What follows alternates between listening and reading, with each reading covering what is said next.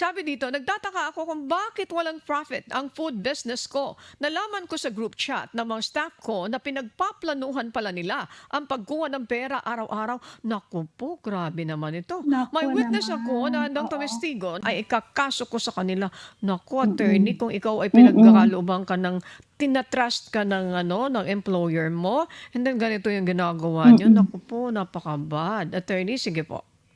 Oo. Yes, Miss Annie. So, well, unang-una merong trust and confidence sa inyo, yung inyong employer, 'di ba? Kaya kayo kinuha na employees ay dahil pinagkakatiwalaan kayo. So, ang nangyari dito, dinanakawan ninyo yung boss ninyo na pinagkakatiwalaan kayo, merong abuse of confidence. Kasi Miss Annie, kung kunwari, ang nagnakaw ay hindi ka kilala. Theft lang yan, ordinary na theft. Pero kapag ikaw ay pinagkakatiwalaan, kunwari sekretarya ka o kaya cashier ka, no? At talagang nilagay ka doon ng boss mo, magkakilala kayo, empleyado ka, then Hmm, that is qualified theft, Miss Annie. naku.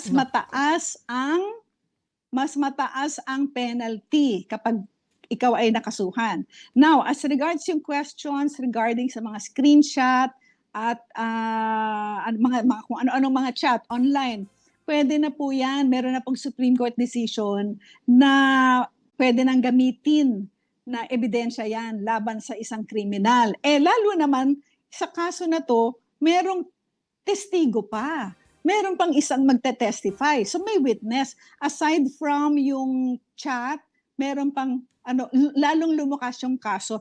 So ang aking kasagutan dyan, yes, pwede mong idemanda kasi ninanakawan ka ng mga empleyado mo and ang iyong i-file na kaso ay qualified theft. Mas mataas po ang penalty.